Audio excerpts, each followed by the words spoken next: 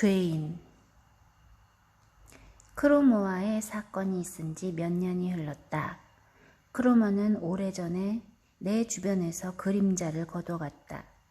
어쩌다 마주치긴 했지만 아무렇지도 않았다. 또 다른 인물인 막스 데미안은 오랫동안 별 문제 없이 적당한 거리를 유지하고 있었다. 그런데 언제부터인가 가까이 오더니 영향력을 발휘하기 시작했다.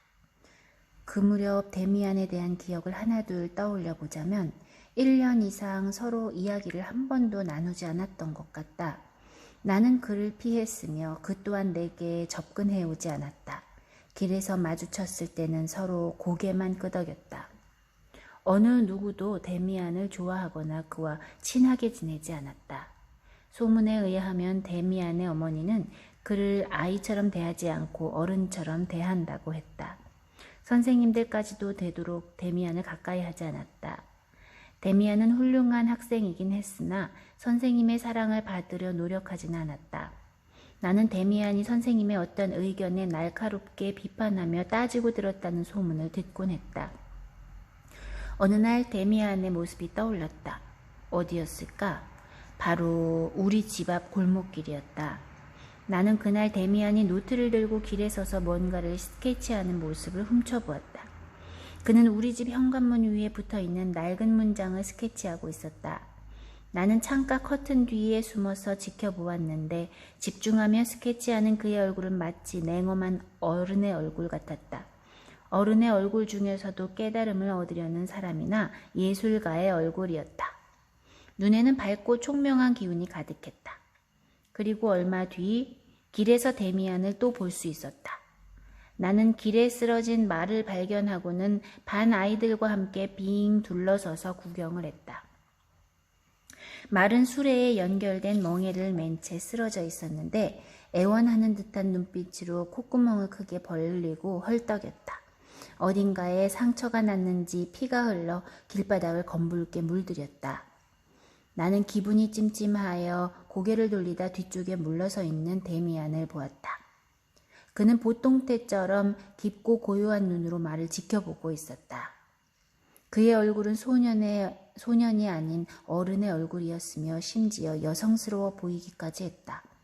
그리고 짧은 순간 그의 얼굴에서 지금 시대와 전혀 다른 시대의 낙인이 찍혀있는 느낌이 스쳤다.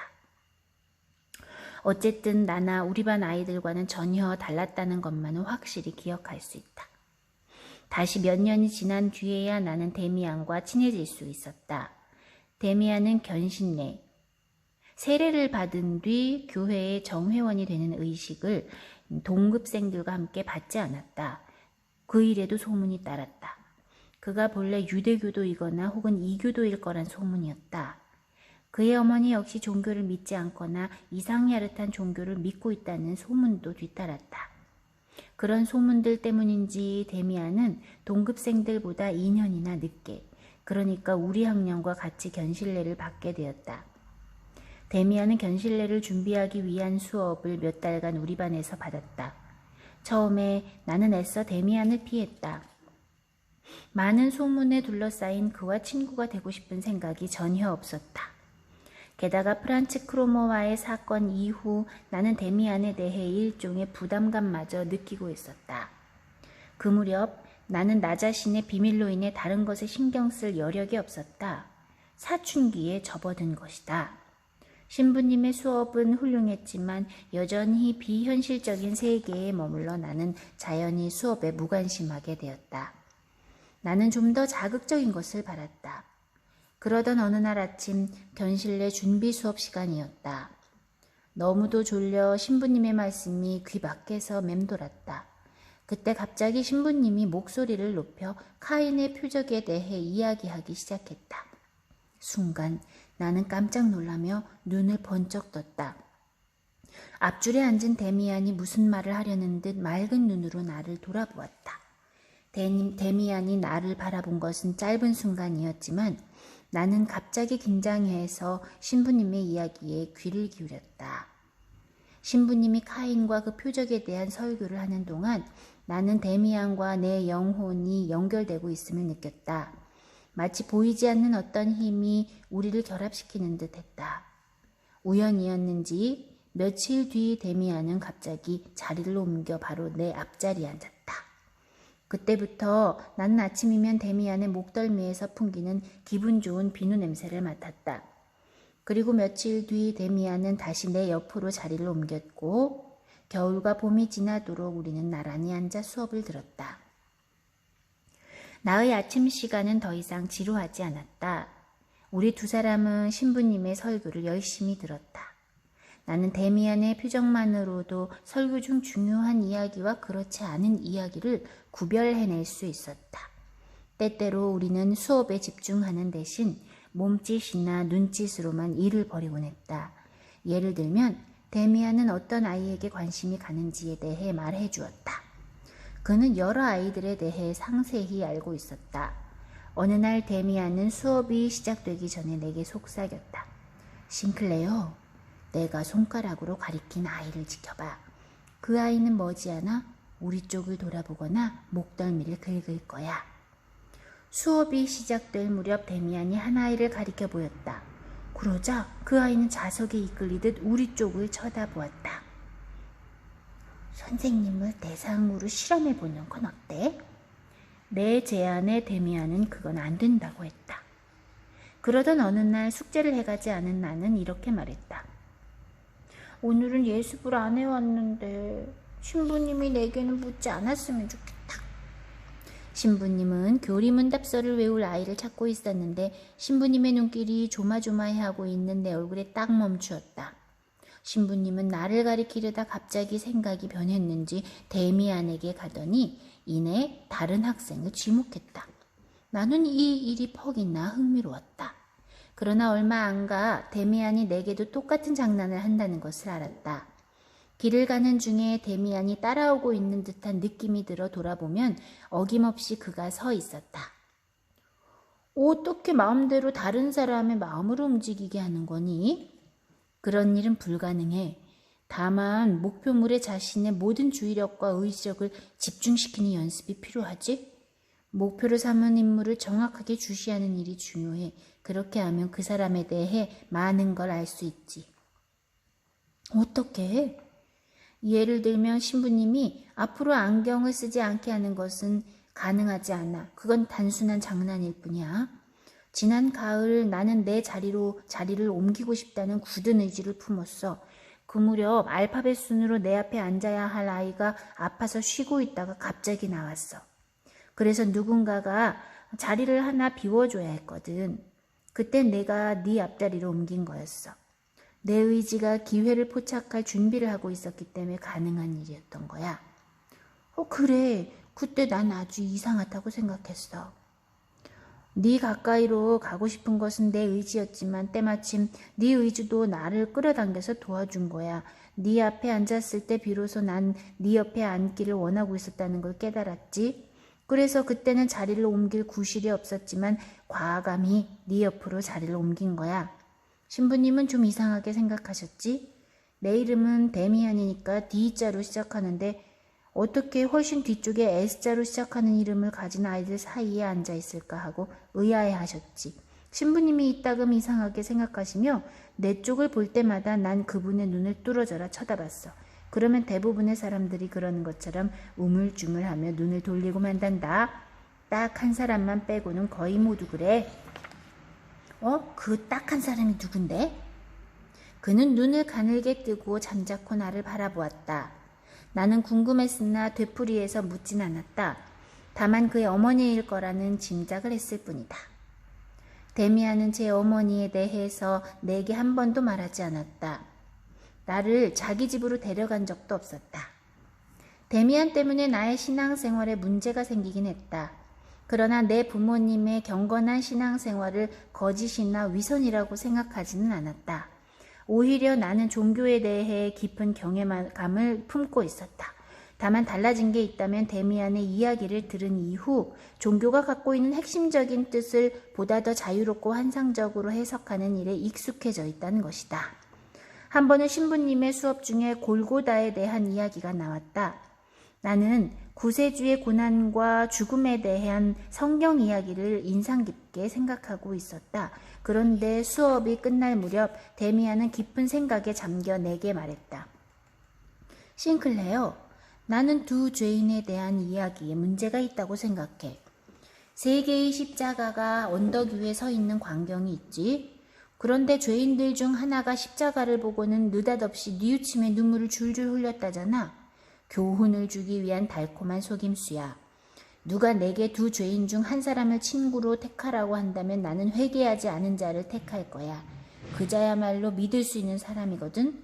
그는 마지막 순간까지도 자신을 도와준 악마와 손을 떼는 비겁한 짓을 하지 않았어. 그처럼 줏대 있는 사람들이 왜 성경 속에서는 손해보는 역할만 하는 걸까? 그 또한 카인의 후예가 아닐까? 너는 어떻게 생각하니? 데미안의 물음에 나는 몹시 당황했다. 내가 얼마나 개성도 상상력도 없이 그 이야기를 읽고 믿어왔는지 깨달은 것이다. 그러나 또 한편으로는 가장 신성한 것까지 함부로 해석해서는 안 된다는 생각도 들었다. 데미안은 이미 내 속마음을 알아차렸다. 물론 구약 성경과 신약 성경에서 신은 분명 훌륭한 모습이지만 본래 신의 모습은 아니라는 데 문제가 있어. 신은 선하고 귀하고 영원한 아버지이며 존엄하고 다정하시지. 그러나 세계는 다른 것으로도 이루어져 있어. 사람들은 이 다른 부분, 즉 세계의 절반을 악마적인 것으로 여기고 감추려 해. 그들은 신을 모든 생명의 아버지로 찬미하면서도 모든 생명의 근원인 성에 대해서는 덮어버리려 하고 있어. 성에 대해 이야기하는 것 자체를 죄악이라고 생각하잖아. 신을 신성하게 생각하듯이 성 또한 신성하게 생각해야 해. 다시 말하지만 신을 섬기는 것처럼 악마에게도 봉사해야 한다고 생각해. 데미안은 흥분한 상태였으나 곧 미소를 되찾았다. 데미안은 내가 어린 시절부터 생각해온 밝은 세계와 어두운 세계에 관한 나의 생각을 정리해준 셈이었다. 하지만 현실에는 금지된 죄악이 엄연히 존재하고 있어. 예를 들어 살인은 추악하고 금지된 일이므로 우리는 살인을 저지르면 안 돼. 세상에 그것이 존재한다는 이유만으로 나더러 범죄자가 되라는 거야? 나는 소리치다시피 말했다. 우리가 오늘 이 문제의 결론을 내릴 순 없어. 물론 살인과 같은 일을 저질러선 안 되지. 하지만 금지된 것은 영원한 게 아니라 언제든 바뀔 수 있는 거야. 예를 들어 여기서는 금지된 것으로 여겨지는 성적 충동이 다른 민족에게는 신성한 것으로 여겨지기도 한다는 거지. 견실례가 다가오자 마지막 수업에서는 최후의 만찬 이야기를 다루었다. 신부님은 진지하게 수업을 이끌어 나갔으므로 신선한 감동까지 느껴졌다. 그런 중에도 내 마음은 데미안에게 쏠렸다. 나는 자신도 모르는 사이에 교회가 아닌 이제까지 와는 다른 사상과 개성을 지닌 교단에 들어갈 준비를 하고 있었다. 그 교단의 교주는 바로 내 친구 데미안이었다. 나는 견실례 의식만은 엄숙하게 치러야 한다고 생각했지만 의식은 내 새로운 사상과 이미 조화를 이루기 어려웠다. 그리하여 나는 남들과는 다르게 치르기로 결심했다. 그 무렵 나는 견실례 수업 전 교실 앞에서 다시 한번 데미안과 열띤 토론을 벌였다. 장황하게 늘어놓은 내 이야기가 끝나자 데미안은 미소가 거친 얼굴로 차갑게 말했다. 우린 말이 너무 많아. 재치 있기만 한 말은 가치가 없어. 자기 자신 속으로 파고들지 않으면 안 돼. 나는 이어서 시작된 수업에 집중하려고 노력했다.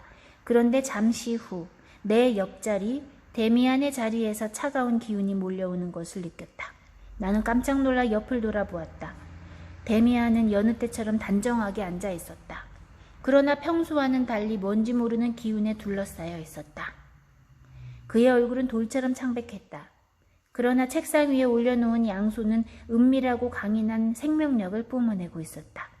이 광경에 몸을 부르르 떨던 나는 하마터면 데미안은 죽었다 라고 크게 소리칠 뻔했다. 나는 돌처럼 굳어있는 데미안의 얼굴을 한동안 정신없이 바라보았다. 이 모습이 데미안의 참모습이야. 데미안은 지금 완전히 자기 속에 몰입해버렸어. 이제까지 나와 함께 걷고 이야기하던 데미안은 진짜 데미안의 절반에 불과했던 것이다. 진짜 데미안은 이렇게 돌처럼 차갑게 죽어있는 동시에 이제까지 볼 수 없던 생명력이 가득한 모습이었다. 순간 나는 데미안과 상관없는 사람처럼 느껴졌다. 대체 데미안은 어디에 가 있는 걸까? 무엇을 생각하고 있는 걸까? 궁금했지만 물어볼 순 없었다. 수업이 끝날 무렵 나와 눈길이 마주쳤는데 그는 전과 달라진 것이 없었다. 조금 피곤해 보였지만 얼굴에는 생기가 돌았다. 그 후 며칠 동안 나는 의자에 꼿꼿이 앉아 시선을 고정한 채 꼼짝 않고 있는 연습을 했다. 마침내 견실내 날이 왔고 곧이어 방학이 시작되었다. 나의 소년 시절이 끝난 것이었다. 방학이 끝나는 대로 나는 상급 학교로 진학하기 위한 난생 처음 집을 떠나게 되어 있었다. 방학 동안 어머니는 미리 이별의 말을 들려주어 내 마음속에 가족에 대한 사랑과 향수를 심어주려 애썼다. 데미안은 방학 동안 여행을 떠났다. 혼자 남은 나는 참으로 고독했다. 다음 장의 제목은 베아트리체. 다음 시간에 계속 읽겠습니다. 안녕히 계세요.